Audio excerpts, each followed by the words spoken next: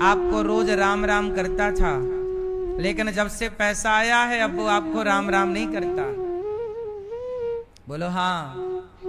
पहले लोग एक दूसरे को राम राम करते थे, भैया राम राम, भैया राम राम, भैया राम राम। अब पैसे आ गए हैं तो सोचता है मैं इनसे राम राम नहीं करूं, ये मेरे से करेंगे, मैं पैसे वाला हो गया। तो संसार में जरा सा पैसा आने पर लोगों का स्वभाव, बोलो, बदल जाता है। तो अब आप लोगों से मैं ये जानना चाहता हूं कि जिस परमात्मा ने ये संसार रचा है, आपको और हमें बनाया है, उस भगवान का स्वभाव कैसा होगा? कैसा है उन भगवान का स्वभाव? आज का आदमी तनिक पैसा पाकर स्वभाव बदल लेता है, तो भगवान का स्वभाव कैसा है?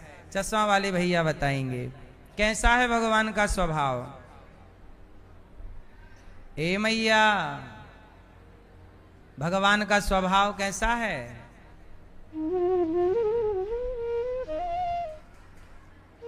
अच्छा है, आपकी तरह। भगवान का स्वभाव कैसा है? भगवान का स्वभाव कितने लोग जानना चाहते हैं भगवान का स्वभाव? तो ध्यान से एकाग्र चित्त होकर सुनिएगा। भगवान का स्वभाव कैसा है सुनो। भगवान राम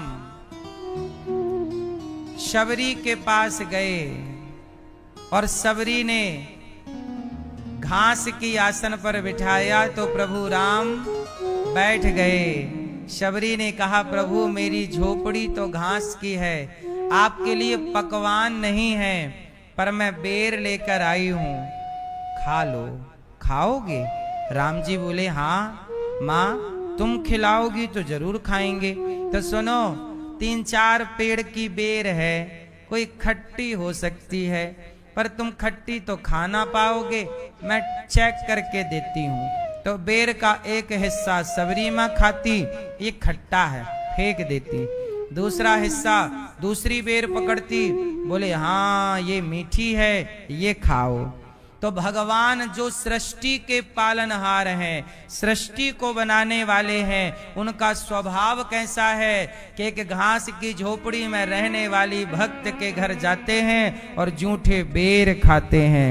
ये स्वभाव, आज आप अमीर हो जाएं तो क्या आपका स्वभाव ऐसा रह जाएगा जैसा राम का है?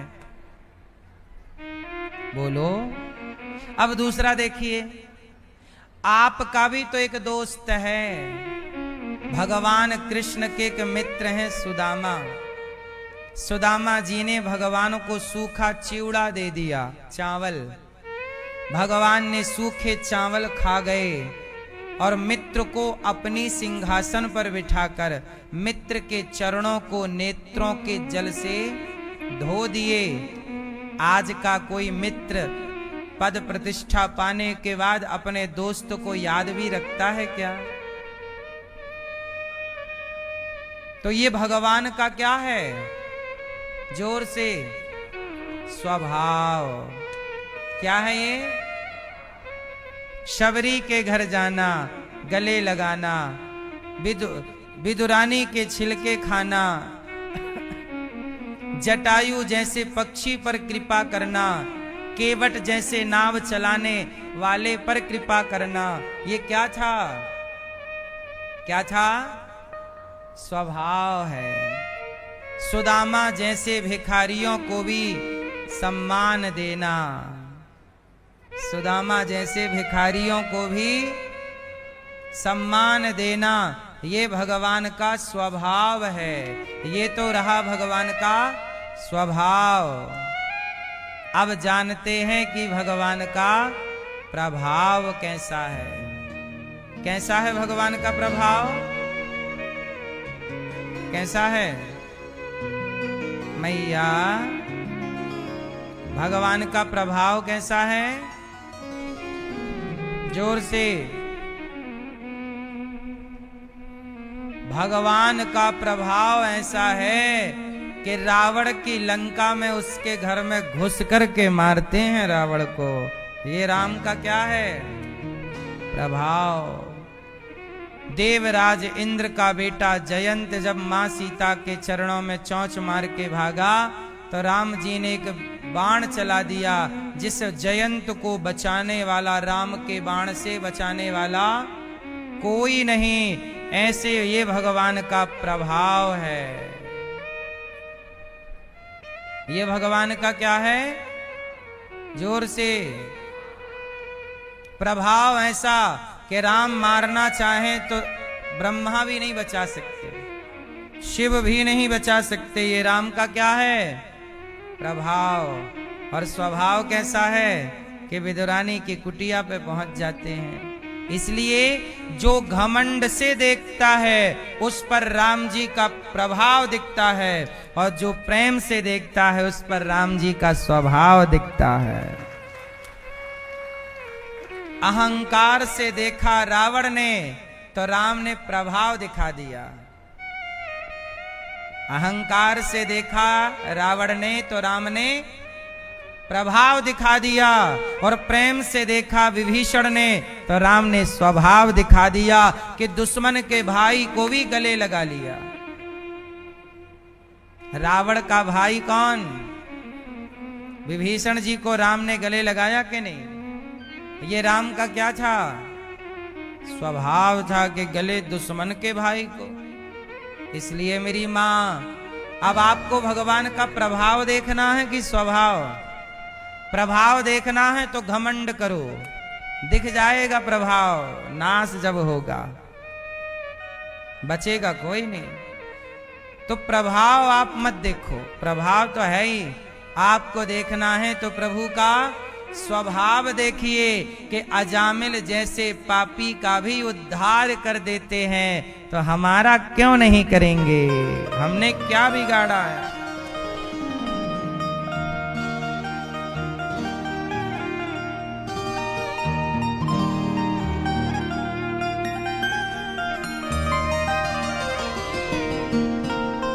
पतितों को पावन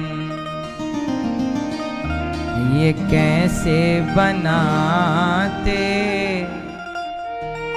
जटायु सरिस मानसा हारी से पूछो, क्षमाशीलता इनमें कितनी भरी है, ये प्रश्न जाकर सुदामा से पूछो। भगवान स्वभाव के बड़े सच्चे और सरल हैं। इसलिए आपसे कहता हूं कि भगवान के बन करके रहो, काम करते रहो, नाम का स्मरण करते रहो। अब देखना जरा, भगवान श्री कृष्ण शांति दूत बन करके गए। क्या बनकर गए? दुर्योधन से कहा 5 गांव दे दो, पर दुर्योधन वह भी दे ना सका, आशीष समाज का ले ना सका, उल्टे हरि को बांधने चला, जो था असाध्य साधने चला। जब नाश मनुज पर छाता है, पहले विवेक मर जाता है। विनाश काले, दुर्योधन के नाश का टाइम है तो समझा रहे हैं, प्रभु समझ नहीं रहा है। बाद में दुर्योधन बोला कि कन्हैया, मेरी मैया ने आपके लिए 56 भोग बनाए हैं, चलो खा लो। भगवान बोले, देख हम तेरे घर नहीं खाएंगे, हम विदुरानी के घर खाएंगे। और दुर्योधन के 56 भोग छोड़कर जानते हो कहां गए? काकी, ओ काकी। हाँ हाँ, कौन? अरे मैं कन्हैया। अरे कन्हैया आए, आज तो मेरे भाग्य खुल गए। अरे सुनते हो? अजी सुनते हो? विदुर जी आए। क्या हुआ? देखो कन्हैया आए। अच्छा, अब तो विदुर जी विदुरानी दौड़ गए, मेरे द्वार भगवान आए। कन्हैया कन्हैया। विदुरानी ने कहा, जाओ बाजार से जल्दी मेवा मिष्ठान ले आओ, खाने के लिए कुछ है नहीं। विदुर जी तुरंत कपड़े पहने बाजार की ओर भागे। और विदुरानी ने कन्हैया को जाकर द्वार पर स्वागत किया। आओ प्रभु, आपने बड़ी कृपा की। कन्हैया बोले हम तो आएंगे बुआ काकी, परंतु हमें भूख बहुत लगी है, कुछ खाने को है घर में? तो विदुरानी बोली कि वो हमने भतुए चढ़ा रखे हैं पकने के लिए, माटी का बर्तन है और जंगल में भतुआ मिलता है, भतुए की साग भतुआ मिलता है। भतुआ एक तरह की घास होती है, भतुआ एक तरह की क्या होती है? घास। तो वो हम भतुआ में पानी डाल के वो पका के खा जाते हैं, आप खाओगे? कन्हैया बोले भूख तो बड़ी लगी है काकी जी, जो आप दे दो खा लेंगे। तो भात ये साग खाएंगे? हाँ हाँ क्यों नहीं, खा जाएंगे, लाओ। अब विदुरानी मिट्टी के पात्र में पक रही भतुए की साग को केले के पत्ते में परोस दिया, और जब परोसा तो साग का पानी तो पत्ते से बह के नीचे चला गया, माटी में बचा साग। भगवान साग खा रहे हैं। दुर्योधन की मेवा त्यागी, साग विदुर घर खाई सबसे ऊंची। विदुर जी बाजार से लौटे रहे हैं। कन्हैया बोले साग खा के बोले माँ काकी पेट भरा नहीं है, और है कुछ? हाँ हाँ आप बैठो। बगीचे से केला तोड़ कर ले आई, और केला छील छील करके फल को फेंकती जाती काकी जी, और भाव में ऐसी बेहवल हो गई, प्रेम में डूब गई विदुरानी, भूल गई कि मैं कर क्या रही हूँ। छिलका भगवान को देती गई, फल को फेंकती गई, और भगवान छिलका ही खाते गए। और छिलका खा ही रहे थे कि विदुर जी आ गए, देखा तो छिलके खा रहे। रोका, प्रभु ये क्या कर रहे हो आप, छिलका खा रहे हैं? ये मैं आपके लिए 56 भोग लाया हूं, ये ग्रहण कीजिए। भगवान ने 56 भोग खाते हुए कहा काका जी जो स्वाद इन छिलकों में था वो आपके 56 भोग में, वो आपके 56 भोग में नहीं है।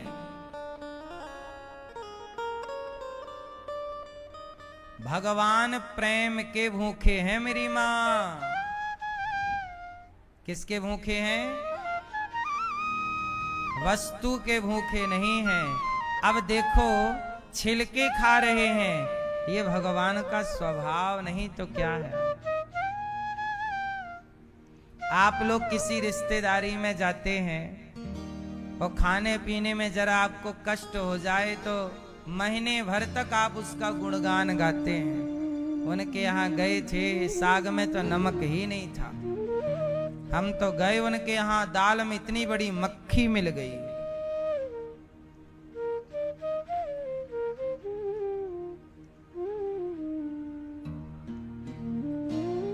किसी के घर जाना चाहिए,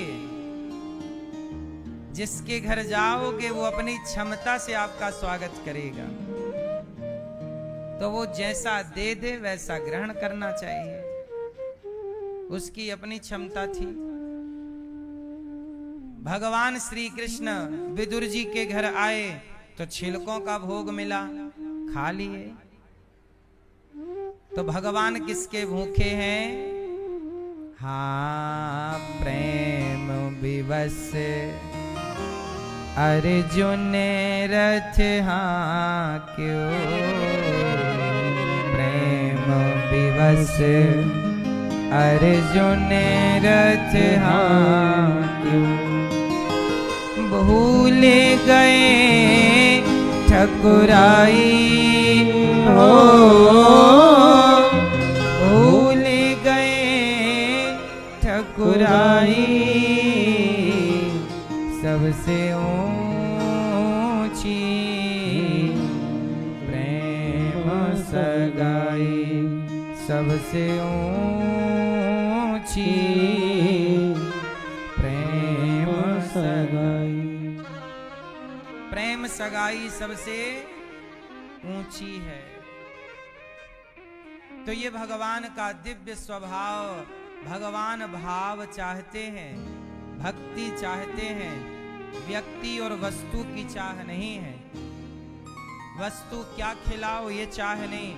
आप कौन हैं, ब्राह्मण हो, क्षत्रिय हो, वैश्य हो कि शूद्र हो, हिंदू हो कि मुसलमान हो, कोई भी हो, भगवान केवल भीतर के प्रेम को ग्रहण करते हैं, जात धर्म को ग्रहण नहीं करते, जात पात को ग्रहण नहीं करते, मजहब पंथ ग्रहण नहीं करते।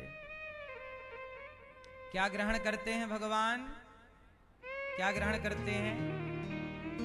भाव का भूखा हूं मैं, भाव ही एक सार है, भाव से भजले मुझे तो भव से बेड़ा पार है। विदुरानी पर भगवान ने कृपा की। इसके बाद भगवान द्वारिका गए। विदुर जी महाराज को भगवान ने अपने जाते वक्त याद किया। विदुर जी मैत्रेय जी के पास गए। प्रभु, सारी दुनिया सुख का प्रयास करती है, परिणाम से दुख क्यों मिलता है? सुखाय कर्माणि करोति लोको न तैः सुखम वान्य दुपारवंबा विंदेत भूयस्तत एव दुखम यदत्र युक्तम भगवान वदेन्नः। क्या करें प्रभु? अच्छा ये बताओ, आप लोग क्या चाहते हैं? एक सवाल है कॉमन सा, आप जीवन से क्या चाहते हैं? क्या? कौन बताएगा? आप पूरी अपने जीवन में या जीवन से, इस संसार से, भगवान से आप जीवन जो पाए हो, क्या चाहते हो आप अपने जीवन से? भैया बताओ, क्या चाहते हो? आप जीवन में सुख चाहते हैं कि दुख? क्या चाहते हैं? सारा संसार सुख चाहता है। बोलो हां। सारा संसार क्या चाहता है? सुख चाहता है। पत्नी का सुख, पुत्र का सुख, पिता का सुख, माता का सुख, पैसे का सुख, शरीर का सुख, निरोगी काया, शारीरिक सुख। हर व्यक्ति क्या चाहता है? और सुख के लिए ही ये संसार भाग रहा है। करोड़ों साल से लोग भाग रहे हैं। किसके लिए? जोर से। आपके बाप दादे भाग भाग के मर गए। किसके लिए? आज भी लोग भाग रहे हैं। किसके लिए? अच्छा बताओ, सुख किसे मिला? किसे? सुन रही हो मां? ओ पंचायती मैया, काहे गुटर गुटर कर रही हो मेरी मां? सुन लो मेरी प्यारी मां, आज तक सुख किसे मिला? बस ये उत्तर चाहिए आपसे। आपके पिताजी भी भागते भागते चल बसे, सुख के लिए भागते थे। दादाजी भी चल बसे, दादाजी के पिताजी भी सुख के लिए भागते भागते चल गए। आप बताओ कि सुख किसे मिला? मिला है? नहीं मिला? आपको सुख मिला? आपको मिला? मैया को मिला होगा, नहीं मिला। लाल मैया को मिल गया होगा। सुख मिला? ए मैया, सुख मिला? सुख पता नहीं कहां गुम हो गया, कहां तुम चले गए।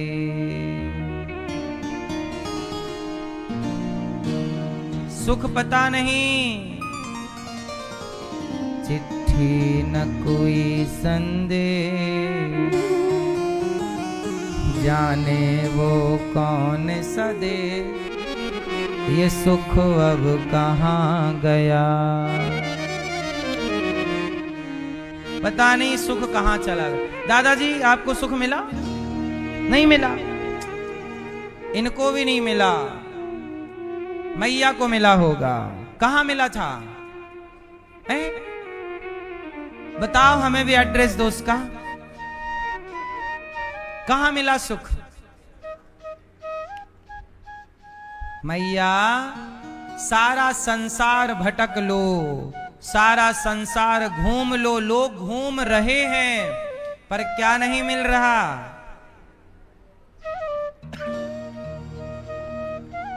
आपके गांव के सरपंच और गली के पार्षद को भी सुख नहीं मिल रहा है। हाँ, वो भी सोच रहा है कि मैं पार्षद हूं, विधायक बन जाऊं तो शायद सुख मिल जाए। तो पार्षद से विधायक बना, लगा सुख मिला, बोले नहीं मिला। बोले अब सांसद बन जाऊं तो सुख मिलेगा। सांसद बन गया, बोले अब भी सुख नहीं। और सुख सांसद बनने के बाद भी नहीं मिला, बोला मंत्री बन जाऊं तो सुख मिलेगा। फिर सोचा कि मंत्री तो बन गया, मैं प्रधानमंत्री बन जाऊं तो सुख मिलेगा।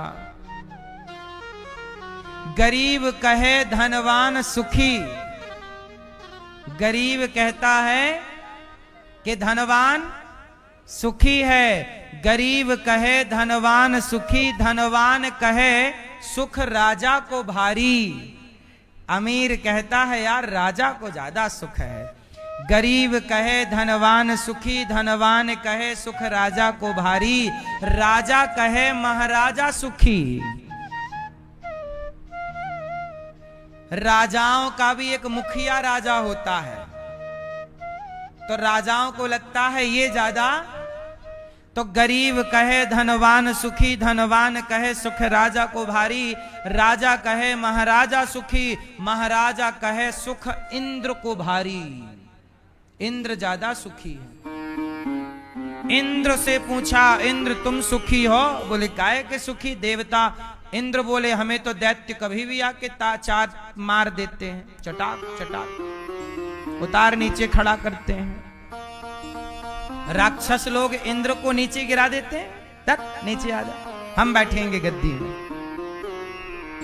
बोले इंद्र बोले कि हम सुखी नहीं हैं, ये चार मुख वाले चतुरानन सुखी, मतलब ब्रह्मा जी, क्योंकि यही सबको वरदान देते रहते हैं, इनके पास पावर ज्यादा है। तो गरीब कहे धनवान सुखी, धनवान कहे सुख राजा को भारी। राजा कहे महाराजा सुखी, महाराजा कहे सुख इंद्र को भारी। इंद्र कहे चतुरानन को सुख। तो ब्रह्मा से पूछे आप सुखी हो? चतुरानन कहे सुख विष्णु को भारी। चतुरानन ब्रह्मा जी बोले मैं सुखी नहीं, मैं जिनकी नाभि से निकला हूं, नाभि से कमल और कमल में ब्रह्मा जी प्रकट। बोले विष्णु भगवान को ज्यादा सुख है। तो गरीब कहे धनवान सुखी, धनवान कहे सुख राजा को भारी। राजा कहे महाराजा सुखी, महाराजा कहे सुख इंद्र को भारी। इंद्र कहे चतुरानन को सुख, चतुरानन कहे सुख विष्णु को भारी। और तुलसीदास विचार करें कहें राम भजन बिन जीव दुखारी। सुखी कौन? सुखी कौन? सुखी वही है जो भगवान की शरण में है। इसलिए जगत में सुख ढूंढते रहो, ढूंढ ढूंढ के मर जाओगे। सुख कहाँ बैठा है? भगवान के चरणों में। इसलिए हनुमान जी सबसे सुखी, और वो जाके राम के चरणों में बैठे हैं। राम के चरणों में बैठे हैं, इसलिए हनुमान जी सुखी हैं। मिलता है सच्चा सुख केवल भगवान तुम्हारे। तो सुख कहाँ है? भगवान में। इसलिए सुख चाहते हो तो भगवान के आश्रित रहो। संसार में सुख नहीं है। जब आप कुंवारे होते हैं लगता है शादी हो जाएगी बड़ा सुख हो जाएगा। अब शादी के बाद लगता है बड़ा सुख मिलेगा, तो शादी कर ली। तो शादी के बाद पूछा भाई साहब सुख मिला?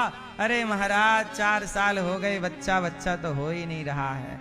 एक बच्चा हो जाए फिर सुखी होंगे। शादी नहीं हुई तो लगा कि शादी में सुख है। पहले क्या लगा कि शादी में सुख है, फिर शादी के बाद लगा नहीं बच्चे में सुख है। फिर बच्चा हो गया, बोले अब सुखी हो, बोले हो गया पर पढ़ता बिल्कुल नहीं।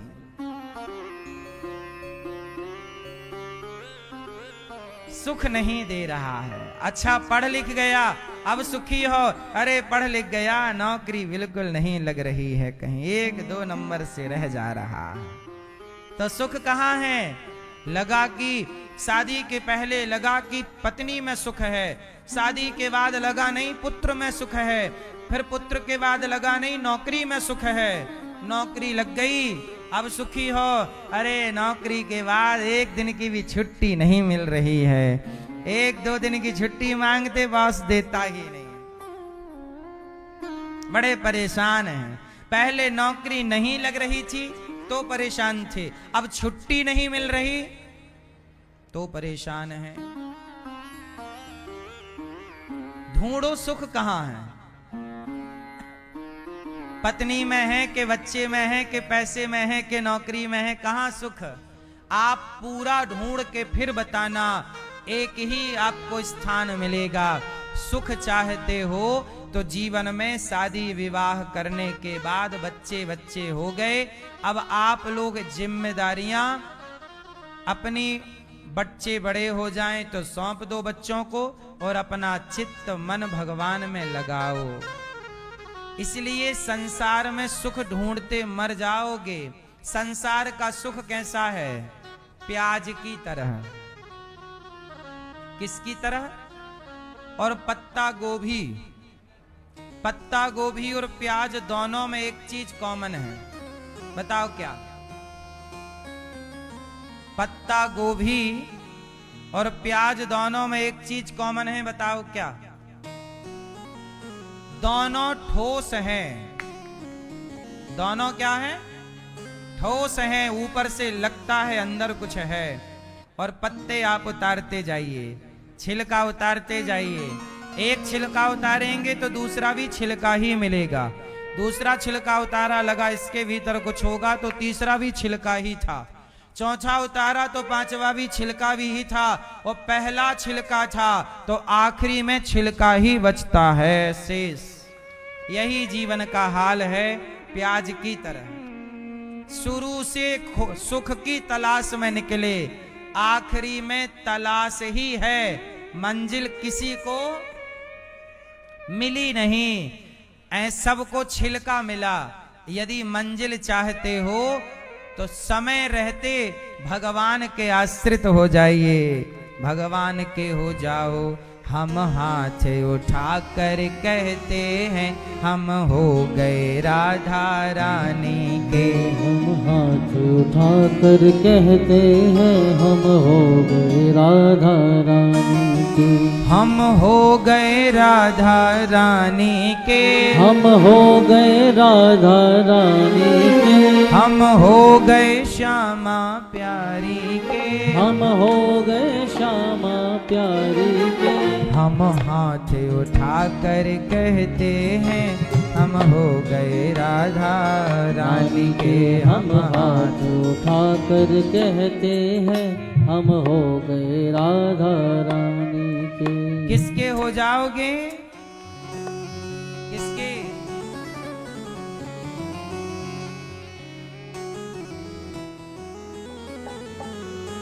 किसके बनने में सुख है?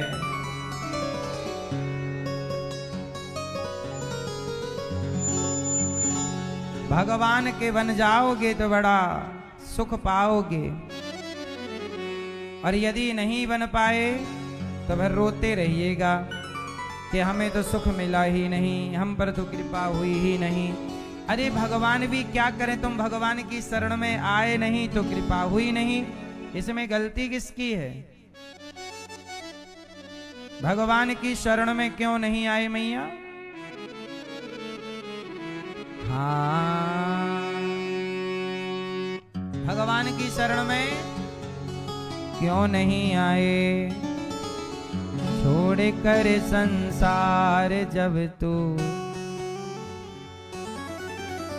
कोई न साथी तेरा साथ निभाएगा। मैया आप लोगों से मेरी इतनी सी प्रार्थना है, सुख चाहते हो तो किसके बन के रहोगे? संसार में खोज है सुख की, सुख नहीं है, पर ईश्वर के चरणों में वही खोज। अरे सुन लो ना, नदियां बह रही हैं, करोड़ों साल से नदियां बह रही हैं, पर बहती हुई नदी को शांति कब मिली? जब समुद्र मिल गया। समुद्र को पाकर नदियां शांत हो जाती हैं। ऐसे जैसे नदियों की खोज सागर है, ऐसे जीवात्मा की खोज परमात्मा है। शांति चाहते हो तो ईश्वर को पाने में ही शांति है। आप कितना भी हाथ पैर चला लो, कितना भी कह दो ये मेरा और यहां से सुख मिलेगा ना। छोड़ कर संसार जब तू जाएगा, कोई ना साथी तेरा साथ निभाएगा। छोड़ कर संसार जब तू जाएगा, कोई न साथी तेरा साथ निभाएगा। छोड़ कर संसार जब तू जाएगा, कोई न साथी तेरा साथ निभाएगा। छोड़ कर संसार जब तू जाएगा, कोई न साथी तेरा साथ निभाएगा। जय हो।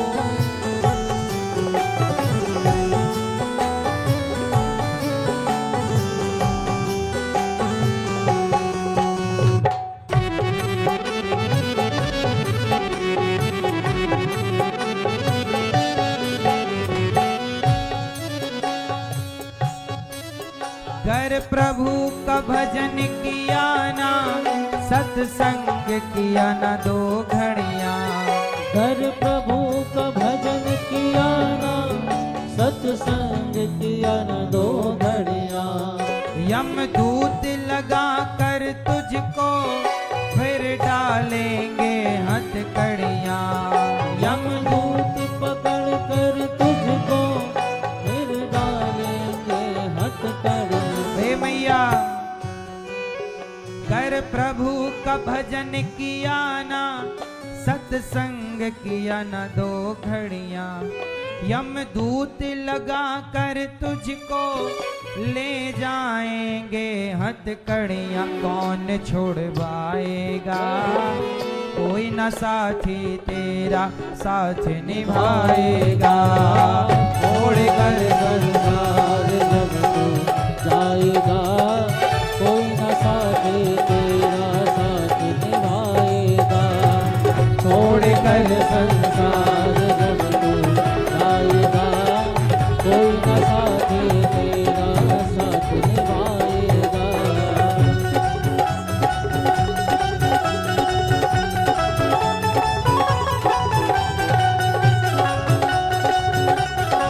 जय हो।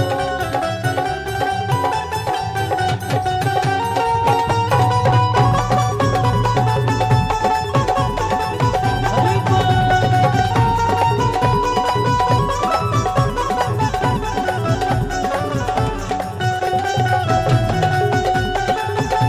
जय जय।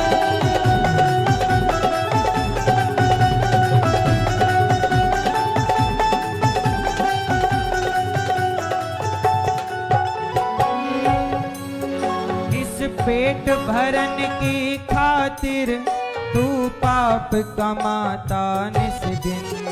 इस पेट भरण की खातिर तू पाप कमाता इस दिन। शमशान में लकड़ी रख कर तेरे आग लगेगी एक दिन।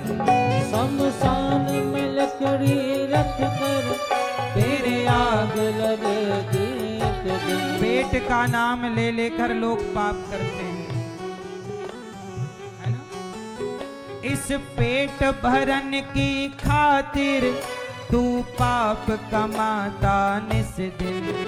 शमशान में लकड़ी रख कर तेरे आग लगेगी एक दिन। खाक हो जाएगा, कोई न साथी तेरा साथ निभा निभाएगा। छोड़कर संसार जब तू जाएगा, कोई न साथ तेरा साथ निभाएगा। छोड़कर संसार जब तू जाएगा, कोई न साथ तेरा साथ निभाएगा। छोड़कर संसार जब तू जाएगा, कोई न साथी तेरा साथ निभाएगा। कोई न साथी तेरा साथ निभाएगा। कोई न साथी तेरा साथ निभाएगा। कोई न साथी तेरा साथ निभाएगा। कर प्रभु का भजन किया ना, सत्संग किया न 2 घड़ियां, यमदूत पकड़ कर तुझको फिर डालेंगे हथकड़ियां। कौन छुड़वाएगा, कोई न साथी तेरा साथ निभाएगा। मैया, विदुर जी ने कहा कि संसार में सुख क्यों नहीं है, क्योंकि संसार का नाम है दुखालय। पुस्तकालय में क्या मिलती है? औषधालय में और भोजनालय में और दुखालय में। संसार का नाम दुखालय है। तो जब दुखालय में आए हो तो यहां सुख की कामना क्यों करते हो? यहां तो मिलना ही दुख है, यहां तुम दुख ही भोगने आए हो। तुम्हारे पुण्य होते तो तुम स्वर्ग ना चले जाते, मुक्ति ना पा लेते। तुम्हारे पाप ही तुम्हें इस मृत्यु लोक में लेकर आए हैं। तुम्हारे पाप फिर भी कम थे, कुत्ते के पाप ज्यादा हैं, इसलिए धरती पे आया तो है पर कुत्ता की योनि में आया है। कुत्ते से ज्यादा पाप सुअर के हैं, आया तो है पर सुअर की योनि है।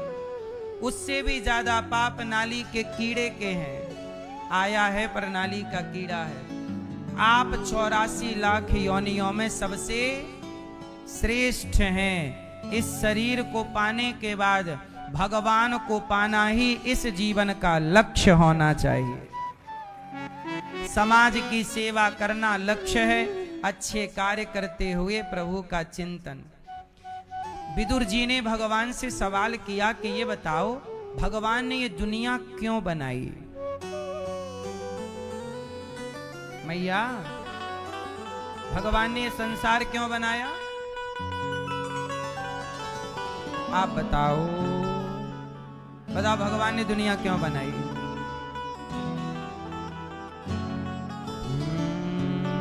दुनिया बनाने वाले क्या तेरे मन में समाई, काहे को दुनिया पता नहीं काहे बनाई। तो दुनिया बनाने वाले ने पता नहीं। चलो बताओ, दुनिया क्यों बनाई?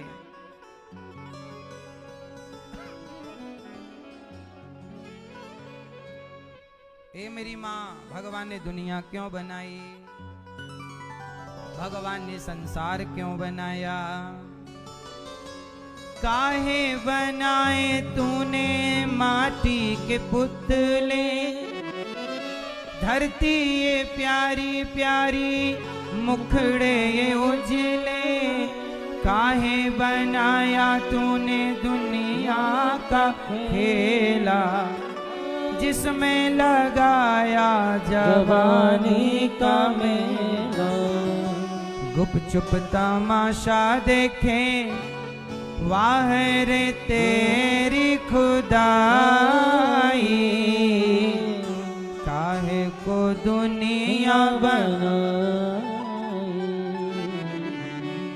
तो काहे बनाई, ये सवाल वर्षों से खड़ा है। मैया बताएंगी हमारी, भगवान ने दुनिया काहे बनाई, ये मैया बताएंगी। भगवान ने दुनिया क्यों बनाई, उत्तर दो। भैया देंगे, मूंछों वाले भैया। बता, भगवान ने दुनिया क्यों बनाई है? हैं? सुख के लिए। किसके सुख के लिए? भैया बताएंगे हमारे। आप बताओ, भगवान ने दुनिया क्यों बनाई? चश्मा वाले दादाजी बताइए, भगवान ने दुनिया क्यों बनाई? नहीं बताएंगे। पीछे वाली मैया, पिंक मैया, क्यों बनाई है? मैया आप बताओ। सुनो, भगवान ने दुनिया क्यों बनाई, ये बहुत बड़ा प्रश्न है, पर इसका उत्तर भी है। और इसका उत्तर है, अच्छा ये बताओ, आप में से कितने लोग, हमारे गांव में जब हम छोटे से थे तो बैलगाड़ी चलती थी और ट्रॉली नई नई आई थी, ट्रैक्टर ट्रॉली, तो हम लोग ट्रॉली के पीछे लटक जाते थे और लटक करके दूर जाते थे और फिर वहां उतर करके वापस पैदल आते थे। बैलगाड़ी में लटक जाए पीछे और थोड़ा दूर तक जाए, फिर वहां से वापस पैदल वहीं आए जहां से लटके थे। आप में से कितने लोगों ने ये मस्ती की है बचपन में? की है? अब इसका उत्तर आप दीजिए। ये बताओ कि जब आपको लौटकर वहीं आना था तो बैलगाड़ी में लटक कर वहां तक क्यों गए थे? जोर से, जोर से। हैं? अपने बच्चे अपने आनंद के लिए खेलते हैं, अपने आनंद के लिए। वो कितना मजा था उसमें, कितना सुख था, कितना आनंद था वो ट्रैक्टर के पीछे, ट्रॉली के पीछे और बैलगाड़ी के पीछे लटकने का। वो मजा उस बच्चे को ही था, वो बता नहीं सकता। वो बच्चा क्यों लटका? जब आना वहीं था तो लटक के क्यों गया? अपने आनंद के लिए लटका। ऐसे ही बच्चे खेलते हैं अपने आनंद के लिए। ऐसे भगवान ने दुनिया क्यों बनाई? अपने आनंद के लिए बनाई। ये जगत को ईश्वर ने क्यों बनाया? अपने आनंद के लिए। भगवान भी इस संसार को बनाकर, जैसे हम लोग बचपन में ना माटी के ट्रैक्टर ट्रॉली बनाते थे। माटी के क्या बनाते थे? माटी के ट्रैक्टर ट्रॉली, और माटी के 2 दिया होते थे, दिया में छेद करके तराजू बनाते थे और तौलते रहते थे। हाँ, दिए की तराजू किसने बनाई है बचपन में? बनाए हो ना? दिया की तराजू बना के चल रहा है तौल। ये बचपन था। क्यों बना रहा पता नहीं, बस बना रहा आनंद के लिए। दिए पे छेद कर रहे हैं, फिर धागा डाल करके 3 और एक लकड़ी में बांध कर बन गई तराजू। क्यों? अपने आनंद के लिए। ऐसे ही जैसे आप माटी के गुड्डा गुड़िया बनाकर खेलते हैं, ऐसे आप भी तो माटी के गुड्डा गुड़िया ही हैं। तो भगवान खेल तो रहे हैं माटी के गुड्डा गुड़ियों से। ये ईश्वर का खेल है।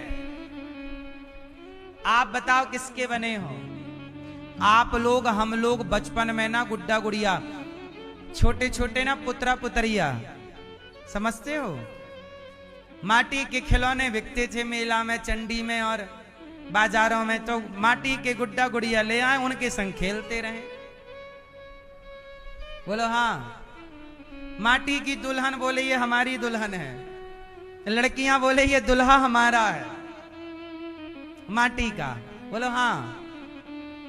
तो ये माटी के खिलौनों से आपने खेला, हमने खेला, यही बचपन है। जैसे हम मिट्टी के गुड्डा गुड़ियों से खेलकर बड़े भये, अपने आनंद के लिए खेल रचाया, ऐसे ये ईश्वर का खेल है। और वो भी खेल माटी के गुड्डा गुड़ियों से। फर्क इतना है कि हमारे गुड्डा गुड़िया निर्जीव थे, ईश्वर के गुड्डा गुड़िया सजीव हैं। हमारे गुड्डा गुड़िया कैसे थे? निर्जीव। निर्जीव मतलब माटी के, पर आप ईश्वर के, आप गुड्डा गुड़िया कैसे हैं? सजीव, अर्थात आपके अंदर प्राण है। हमारा गुड्डा गुड़िया बोलता नहीं था, देखता नहीं था। हम जिन गुड्डा गुड़ियों से खेले हैं वो बोल नहीं सकते, खा नहीं सकते, देख नहीं सकते, पर ईश्वर की टेक्नोलॉजी थोड़ा एडवांस है। तो भगवान ने ऐसे गुड्डा गुड़िया बनाए जो देख सकते हैं, हंस सकते हैं, रो सकते हैं, सुख दुख का अनुभव कर सकते हैं। बस बात इतनी है कि हमारा भी खेल था, ईश्वर का भी खेल है, दोनों का खेल चल रहा। सच बताओ, ये ईश्वर का खेल है कि नहीं? बोलो हाँ। हम ईश्वर के कौन हैं? खिलौने। हम ईश्वर के क्या हैं? जोर से। और खिलौने को, खिलौने का मालिक जहां रखे खिलौना वहीं रहेगा। दिन भर खिलौनों से खेलते और शाम को सारे खिलौने एक झोले में भर के किनारे पटक देते। बोलो हाँ। तो जहां रखेगा मालिक खिलौनों को वहां रहना। ऐसे ही आप कितने लोग मानते हैं कि आप भी खिलौने हैं, माटी के पुतले हैं, ईश्वर के हाथ की पुतली हैं आप, और हम सब ही नचावत राम गोसाई।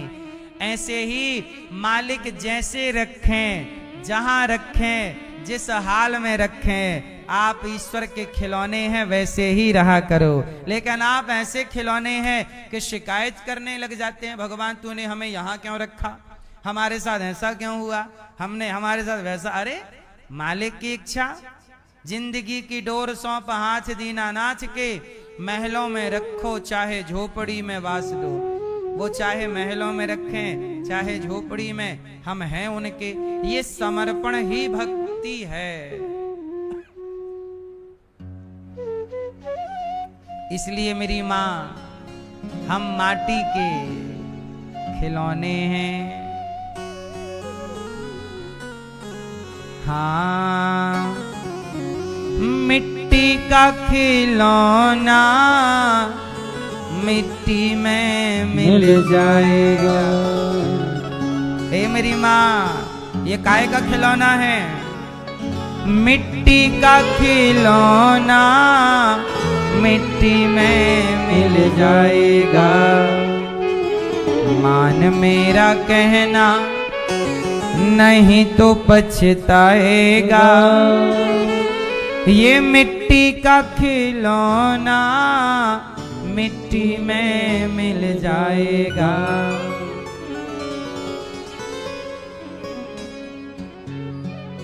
अच्छा ये बताओ, आपके छोटे छोटे बच्चे भी खिलौने जैसे नहीं लगते? बोलो, छोटे छोटे बच्चे क्या हैं? खिलौने जैसे हैं। ऐसे हम भी ईश्वर के खिलौने, भगवान हमारे संग खेल रहे हैं, तो हम ईश्वर के खेल में सहायक बने। भगवान की मर्जी के हम यहां रहें तो यहां, वहां रहें तो वहां।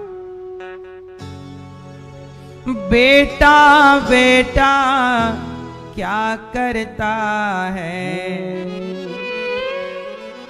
आप लोग करते रहते हो ना, बेटा बेटा क्या करता है?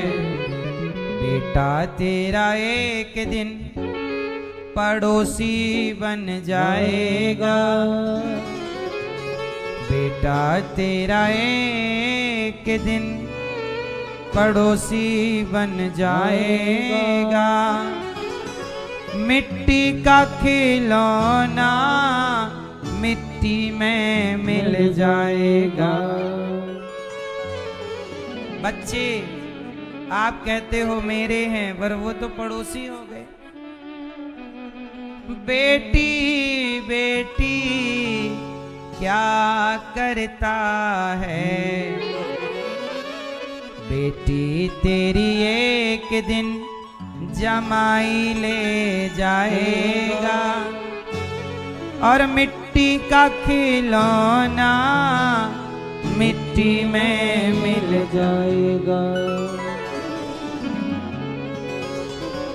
धन दौलत तेरे कोठी बंगले, धन दौलत तेरे कोठी बंगले, इनसे ममता छोड़ दे पगले, सब कुछ तेरा यहीं पे रह जाएगा, और मिट्टी का खिलौना मिट्टी में मिल जाएगा। विदुर जी ने भगवान से मैत्रेय जी से कहा कि भगवान ने ये दुनिया बनाई अपने आनंद के लिए, बात समझ में आई, तो फिर भगवान इस धरती पर क्यों आए? तो कहा कि जब अपने खिलौनों पर देखते हैं कि एक खिलौने पर दूसरा खिलौना हावी हो गया, मतलब इंसान ही इंसान का दुश्मन हो गया, तब फिर भगवान को लगा कि अच्छा इसे तो तोड़ना पड़ेगा। तब भगवान उस दुष्ट खिलौने की तुड़ाई करने, रावण की तुड़ाई करने, कंस की तुड़ाई करने, कभी राम बनकर, कृष्ण बनकर, कभी नरसिंह बनकर के हिरण्यकश्यपु की तुड़ाई करने, कभी वाराह बन के हिरण्याक्ष की तुड़ाई करने प्रभु आते हैं। तो सुनो, आने का उपाय क्या है, कैसे आते हैं वो विधा सुनो। सुनो, भगवान नारायण की नाभि से हुआ कमल, क्या हुआ? जोर से। भगवान नारायण की नाभि से कमल, कमल में हुए ब्रह्मा जी। भगवान नारायण ने ब्रह्मा जी से कहा सृष्टि की उत्पत्ति करो। ब्रह्मा जी ने सृष्टि की उत्पत्ति की। तो ब्रह्मा जी ने सबसे पहले भगवान सनकादियों को प्रकट किया, बाद में भगवान शिव को प्रकट किया भ्रकुटी से। शंकर जी से कहा कि जाओ सृष्टि करो, तो शंकर जी ने भूत प्रेत की सृष्टि स्टार्ट कर दी। तो ब्रह्मा जी बोले भाई ये तो रॉन्ग नंबर हो गया, भूत प्रेत नहीं चाहिए। तो शंकर जी से कहा कि आप रुको। तब ब्रह्मा जी के शरीर से दो स्त्री पुरुष का जोड़ा उत्पन्न हुआ। ब्रह्मा जी के शरीर से कौन उत्पन्न हुआ? स्त्री पुरुष का जोड़ा, जिन्हें आप मनु और शत्रुपा कहते हैं। क्या कहते हैं? मैया कहां तक पहुंची आपकी निंदिया?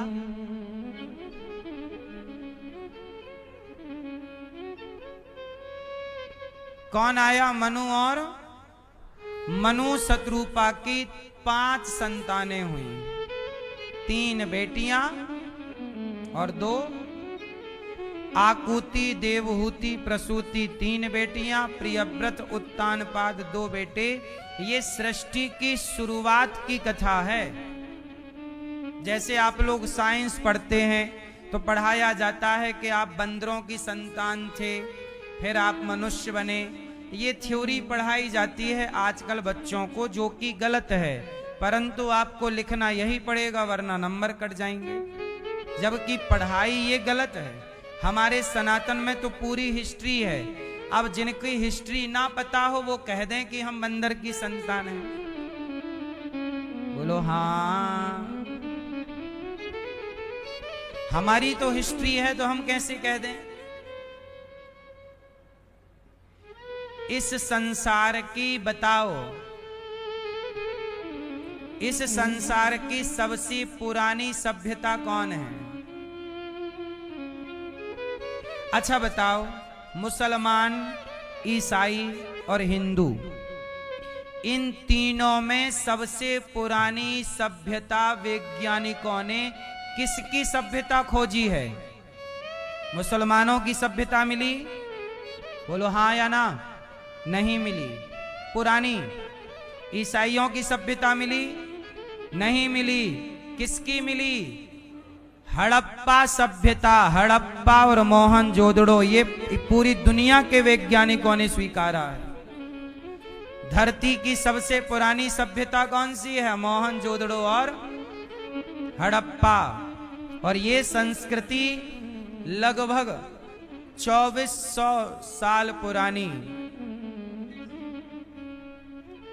और जानकार मानते हैं लगभग 3000 साल पुरानी। तो सोचिए, इस धरती की सबसे प्राचीन सभ्यता मिली भी तो मोहनजोदड़ो हड़प्पा संस्कृति, जिसमें सनातन के अवशेष मिले हैं। किसी मुसलमान के अवशेष, किसी ईसाई परंपरा के अवशेष। हाँ, इससे ये सिद्ध हो गया कि इस धरती पर सबसे प्राचीन परंपरा हमारे सनातन की ही परंपरा रही है।